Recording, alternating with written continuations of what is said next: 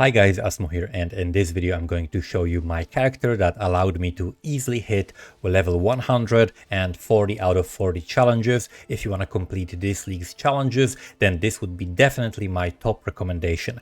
I personally was looking for the perfect build to complete my challenges. I wanted to go 40 out of 40 this time, so I needed a build that clears fast enough to get a lot of the grinds done quickly. I needed a build that can do Uber bosses to complete the conditional Uber boss challenges, and it also had to be able to handle T17 maps with over 50% pack size, as well as kill the T17 bosses fast enough to complete the challenges that require you to not get hit by specific abilities.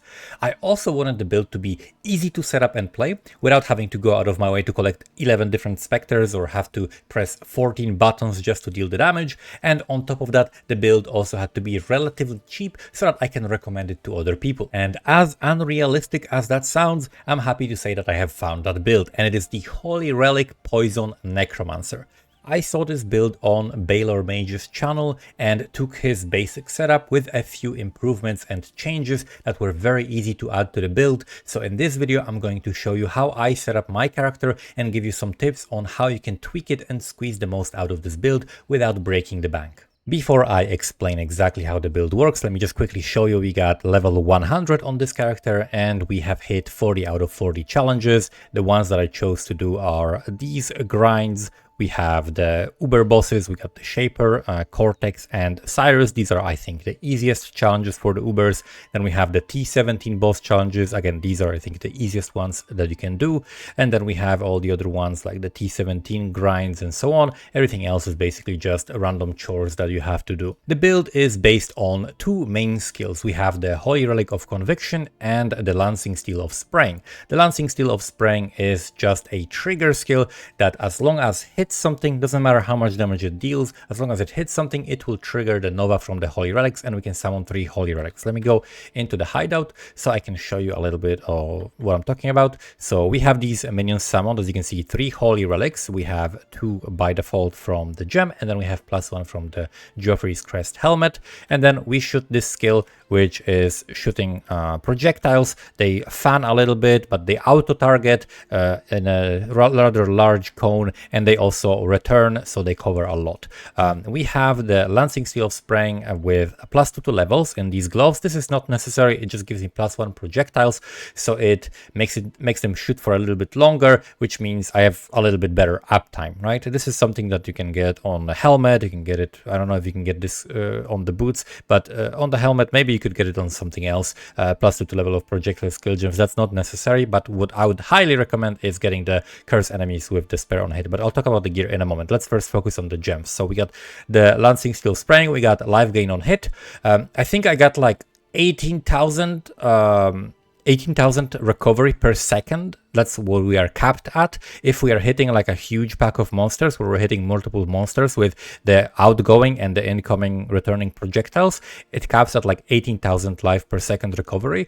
Then we have Withering Touch to apply Wither, as well as returning projectiles, of course, for more hits, because all of these projectiles pierce all targets, so they fly basically at the end of this to the end of the screen, and then they return, and that allows you to trigger things very, very easily. It's a very, very nice and smooth playstyle. So I'm basically just shield charging. I got shield charge, flame dash, which is my favorite combo for mobility skills, and then we just got our main skill, and that's the only thing apart from focus, which I'll explain a little bit later. The main setup for the skill is the Summon Holy Relic of Conviction. As you can see, we have it in the Dialas Malefaction, and we are boosting the levels and the quality. So there are important breakpoints to know for the Holy Relic. We have 52% cooldown recovery. That's the first major breakpoint that you want to hit at a minimum, and the 52% cooldown recovery allows you to trigger 5 attacks per second, so 5 Novas per second per Holy Relic.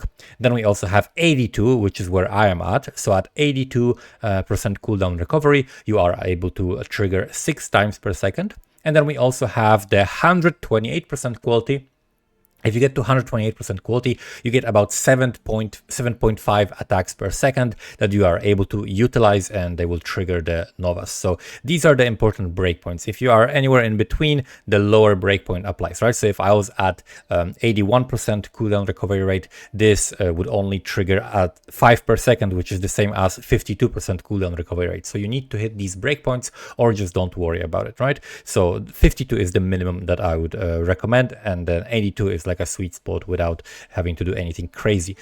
So the Holy Relic of Conviction, it's just 2120. It's linked with Enhanced support. The Enhance is level 3, very, very cheap to get, and it's in the green socket. Sorry, it's in the red socket to boost the levels of it, right? So this gives me 32 quality. The green socket from the dials gives me 30, and then the gem itself has 20. We also have it linked with Empower, which also we get +2 levels. We got Awakened Unbound Ailments. I think this would be slightly better if it was in a green socket, but I didn't feel like recoloring it. And then we have Awakened Void Manipulation, as well as Awakened Minion Damage. So Minion Damage, Void Manipulation, Unbound Ailments, Enhance Empower, and the Holy Relics. That's the main setup here. Then we have our setup for minions. I chose to go with Race Spectres because in T17s, some of the modifiers are absolutely insane, and if you make an Animate Guardian, it will most likely die, because we're not investing much into minion survivability. The Animate Guardian will die, and it will be very annoying to have to remake it every single time, and I find that I get basically the same efficiency by using the Pale Seraphim as well as the Arena Master. Arena Master and Pale Seraphim, they give you like Onslaught for faster attack speed, and then Pale Seraphim gives applies like a debuff to enemies where they take increased damage, and I think deal less damage as well. Very good combo. They survive most things. Sometimes the Pale Seraphim dies. It's pretty rare, but sometimes it can die in like very rippy juiced up T17s. I also tried the other Spectres, but other Spectres were too squishy, so these are the two ones that I would recommend.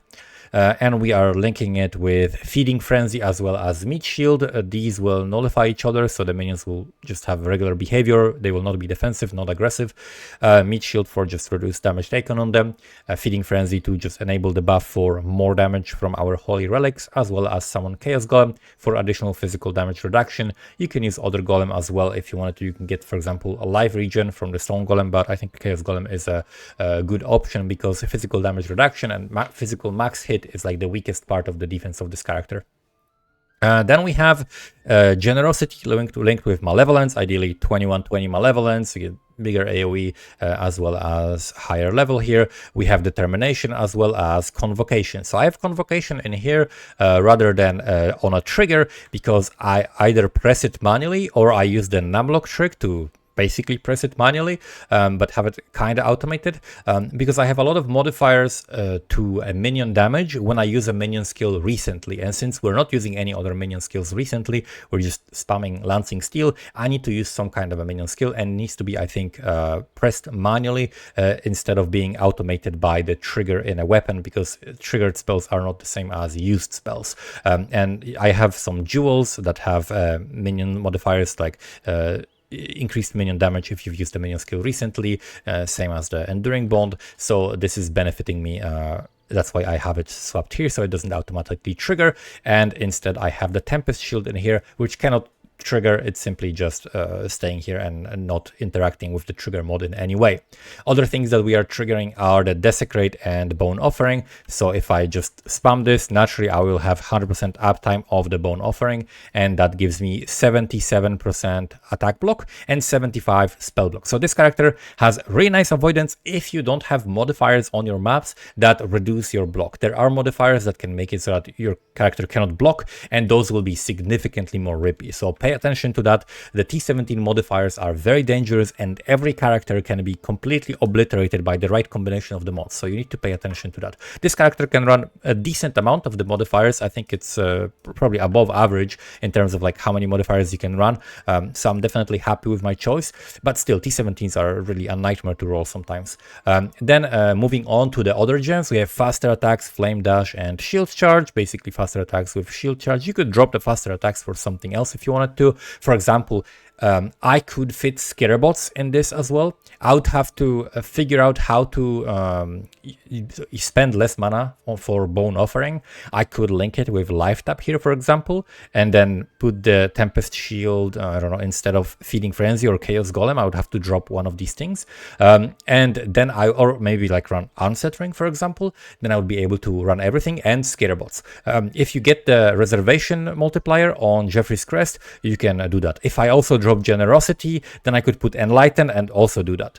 So there are multiple ways, and that would allow me to fit Scarebots. But I don't have Scarebots because I have another way of getting Shock, and that is a modifier on a ring. So there is a ring modifier that you can get from an Unveil that gives you ability, or you can craft it as well, shock nearby enemies for 4 seconds when you focus. So this gives me 15% shock. I basically press the button, and if I'm anywhere near the boss, it's gonna get shocked by this modifier by 15%. And so that gives me extra single target damage on a boss if I want to use that. And also, if you don't want to do that, then you can fit Scarebots into the build as well. And when it comes to the gems, that's basically it. So let's talk about the items. Dialas is basically mandatory. That is something that's gonna enable you to get a lot of levels, a lot of quality on this. It's a huge amount of damage that we're getting. Joffrey's is also mandatory. You don't need this corruption. Also, speaking of corruptions on Dialas, there are more expensive corruptions you can go for. You can go for +1 to level of all socketed gems, as well as like AoE gems or minion gems. I think there is one. So you could get the plus to the level of Holy Relic. You'd do more damage that way. I went for cheap defensive corruptions, +1 to levels, and also reduce extra damage from critical strikes. This is very undervalued currently. If I look at the Dialas, that is not 6 linked with 50% reduced damage from crits at 60 KOs, 1 divine. Is there one that has both? 3 divines. Okay, so you can buy this exact chest for 3 divines if you're the first person after watching this video. After one person buys it, it's no longer gonna be available, so good luck with that. You can look for other corruptions, but this is something that basically is present in every build, right? You always want to look for good corruptions. I looked at the Baylor Mage's build, and I figured out, okay, I can get the corruption for mana reservation here, the corruption for crit and maximus here, I can get the corruption for despair and projectile here, and I can get the corruption for the block here, right? So I got a bunch of good corruptions, which might be difficult. You will have to snipe it, but they're definitely very valuable. So this is like an option that you can look forward to, not only on this build, but also on other builds. I definitely recommend looking for these things on trade because they're very often undervalued until someone makes a video about it, right? So with this 50% reduced extra damage from crits, as well as reduced extra damage from crits from this notable Sanctum of Thought and the Armor Mastery, I am taking no extra damage from crits. 110%, minus 110% enemy crit extra damage reduction. So I am not taking any extra damage from crits. Basically, I'm crit immune. So that is a very, very nice. I don't think it works against, correct me if I'm wrong in the comments, but I don't think crit multiplier interacts with it in any way. It's simply just the total damage extra from crits that you would take being reduced by 100% in this case.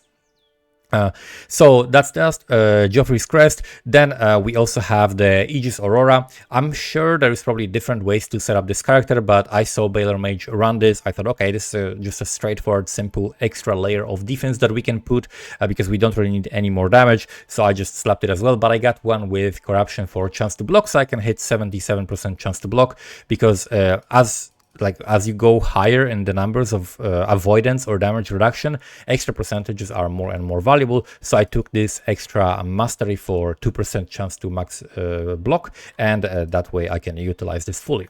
Then when it comes to the other items that are mandatory or something that I would highly recommend, we have the replica Dragonfang's Flight. This one has with +3 to level of Holy Relics, this is like 10 to 13 divines right now. This is one of the most expensive pieces of this build because you can get this for like 5 divines with linking it. You can get the gloves with just despair on hit. Let's see, despair on hit, 2 divines to 4 divines. So you can get this relatively cheap, but the Dragon's Fangs is like 10 to 13 divines right now. So this is one of the more expensive ones. You can also run Ashes for the extra 30% quality, and then if you get some extra quality from like a level 4 or level 5 enhance, I'm not sure how much you would have to get, or like level 4 enhance and also +1 to level of all gems, corruption on Dialas, then you can hit the next breakpoint, right, which is the 128% quality. but you would need ashes for that. And this is the replica Dragonfangs has also the increased reservation efficiency. So I also went with that because it just makes it easy to fit everything into the build. For other items, as I said, Asena's Gentle Touch. The enemies near corpses,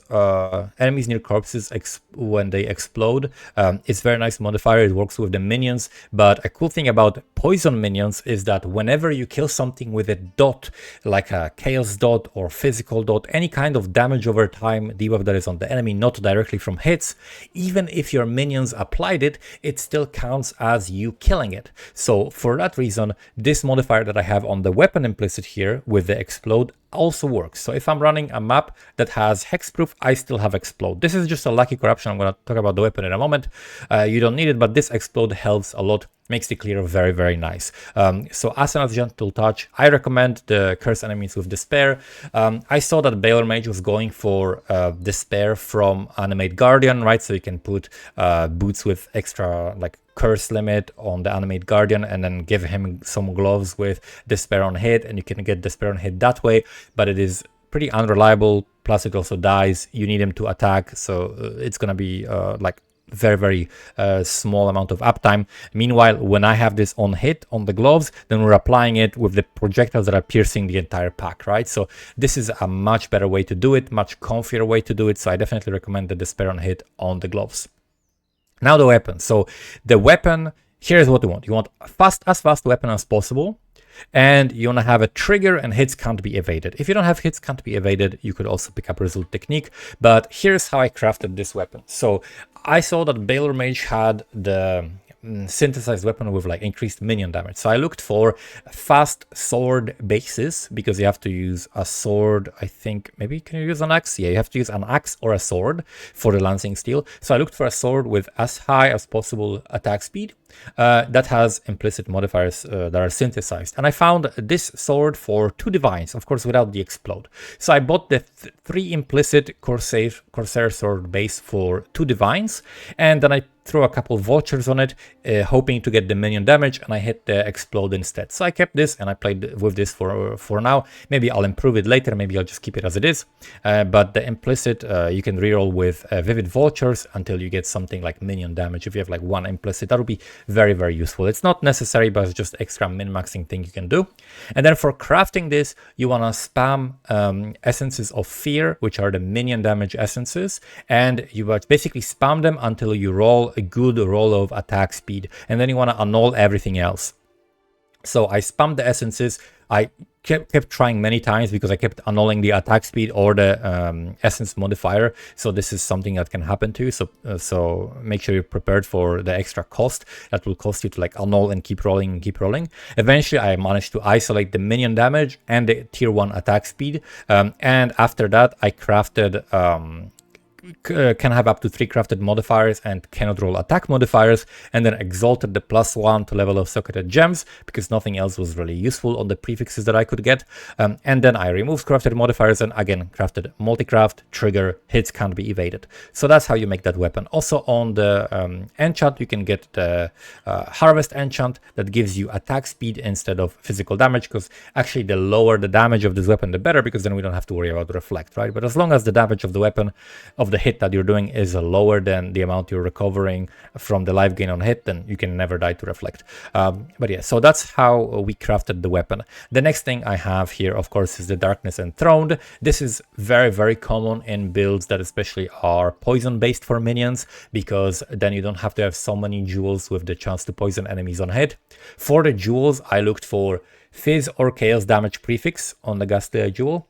Increased minion damage when you used minion skill recently. Minions have chance to poison, and also armor, life, and energy shield. So that's what I looked for on my jewels. Additionally, on some other jewels, I also looked for chance to avoid bleeding. So I got a couple of jewels with chance to avoid bleeding, and that allowed me to get, I think I got 3 even, right? There was also another one, I have it somewhere, with extra chance to avoid bleeding. Oh yeah, I think this one. And so I stacked chance to avoid bleeding. I have chance to avoid poison on boots. So the character has a lot of nice defenses. We cannot be shocked. We cannot be crit. We cannot be poisoned. We cannot be bled. We cannot be chilled. We cannot be frozen. So there's a lot of different defensive modifiers that make this build very nice to play. So let's move on to the next piece of gear, which is this ring. So for this ring, you want to get the minus mana cost. Ideally, you want to get this on both rings if you can. The shock on focus is very nice if you're not going to run skitterbots. And then you want to also run the minion attack speed, cast speed. The attack speed will apply to basically you, which will help with your trigger rate. And then minion life, minion damage, stuff like that on the prefixes, right? So the most important thing to look for is, I guess, the minion damage, minion life, minion damage and like regular life on the prefixes. And then you also want the shock modifier and crafted mana cost. On the suffixes, ideally, instead of like the accuracy and the minion movement speed, I would get something like minion life or resistances for minions so that you can keep your specters alive better. The other ring is just life and resistances, plus also non-channeling skills have -7 total mana cost. And then we also have the boots, which are simply just chaos res, movement speed, and just avoid being chilled. This is the modifier that I wanted so that I don't have to get extra chance to, it's like extra chill reduction, because this Pantheon only gives you 50% reduced effect of chill, so you'd have to get more somewhere else if you don't want to get ever chilled. So I simply got the unveiled modifier, and then also cannot be poisoned, which is something extra you can get, but I don't really need it. It's very easy to cap chaos res on this build. We have 76% chaos res. And then let's move on to the flasks. So flasks are going to be mostly for mapping. For bossing, you're gonna swap them out. You can use life flask or not. It's not really necessary because we have a huge amount of recovery. This is only something I would use for bossing. For bossing, you can run like multiple life flasks. You can, if you want to run certain bosses, you can run like elemental flasks to stop some of the damage of the correct element, depending on the boss that you're fighting. But the basic setup I have here is the Quicksilver with movement speed. We have Quartz flask with a block and stun recovery. Since we're like a block build, I don't want to get stunned and blocked for too long. So I simply have that modifier for some extra quality of life. We have Onslaught with reduced effect of curses on me, and then we have Armor with armor. And Vorana's preparation gives me a little bit of extra ward when I use it, so it allows me to take a little bit less damage, gives me Calling Strike during effect, and I hit very frequently. If you have like very fast attacks with frequent hits, Calling Strike is pretty useful. And then also debilitates nearby enemies, which means they are basically doing less damage to you.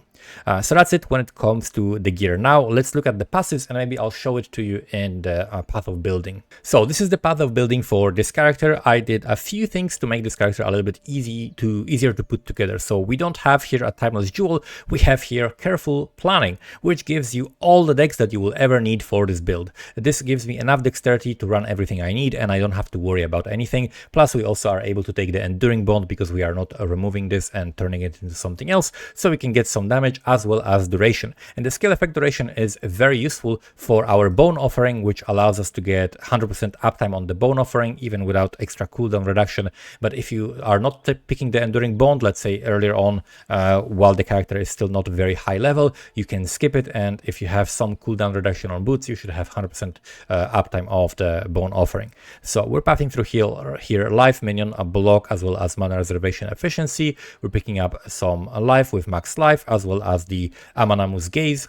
So this is just a standard jewel you are going to use in pretty much any poison-based minion build. Gives you a lot of damage. As you can see here, 17% of my damage is coming from this jewel.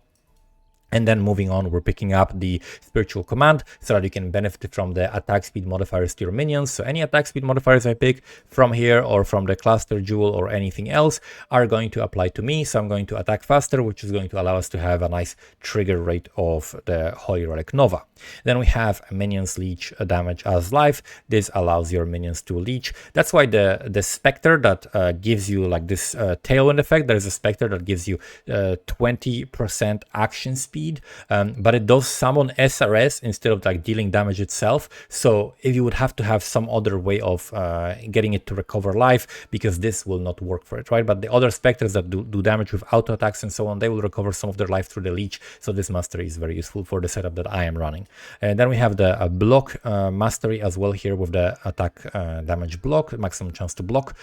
We are pathing through the life here, picking up 15% of max 50% max life if there are no life modifiers on the body armor, which there aren't any on mine. Pathing through all the minion stuff, increased effect of offerings. This is very powerful as well. Pathing through the armor, elemental resistance, and energy shield. Under the jewel, this one has armor, life, chance to poison, and chance to avoid bleeding. Pathing through life here. Here we have mastery, 10% of physical damage from hits taken as chaos. This is very good if you have any like decent amount of chaos resistance, and I have 76. And the way I accomplish that is largely through this jewel. So this jewel could be way better. The way that I rolled this is simply spamming speed modifier, harvest, reforge, because I wanted to just get some attack speed on it, and the moment I hit like some other decent modifiers, I just kept it. But this can be improved, right? This can have like 35% effect. It can have life on the implicit instead of the damage, or even armor. The chaos resistance is nice, but ideally you'd like 35% effect, 3% attack and cast speed, which would turn into 4, and then you would have like a life roll or energy shield or armor roll plus the chaos resistance. So that would be a much better roll, but this is what I got for now. Then we here also have a life reduced to mana cost, and also the life mastery for mana cost. Here we have chance to block attack damage per 5% chance to block on the equipped shield. This works very nicely with the corruption as well, because the corruption is a local modifier, right? It's a local increase.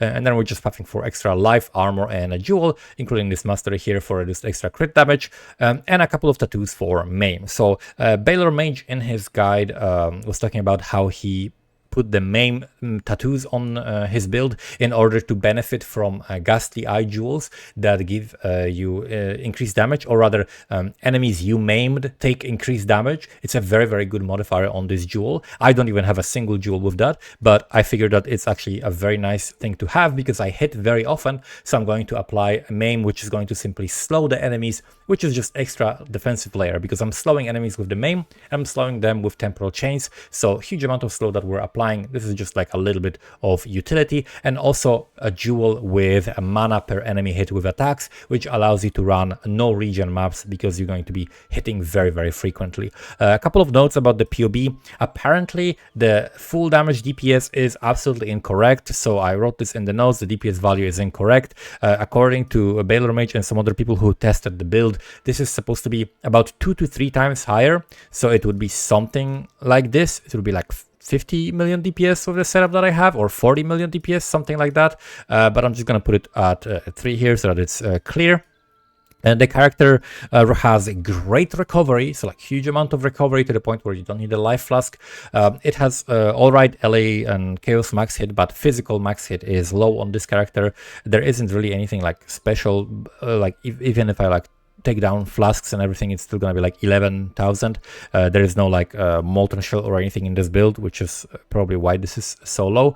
But if you added endurance charges to this build, the build would benefit from it immensely. So that's something that you can do to improve the survivability as well. But this is just enough to do all of the challenges comfortably. So the POB is going to be in the description. I highly recommend this build for challenges. I had a lot of fun playing it. I hit level 100, even though level 100 this league is an absolute joke. You can hit it in a few hours. I think Havoc hit level 100 in like be under 4 hours or something ridiculous like that, with preparation of like twink gear, plus also the scarabs, right? The scarabs of teachings, abnormality, domination, and maybe breach, something like that. So that's also what I did. This character is very, very nice for mapping if you've ever played a minion build and wanted to like, you know, in-game yourself because it was so slow and the clear was terrible. This is the minion build to try, because this build is very, very quick, does very solid single target damage, it's comfortable, it has nice uptime, it's nice for bossing as well. It's pretty comfy for bossing. You just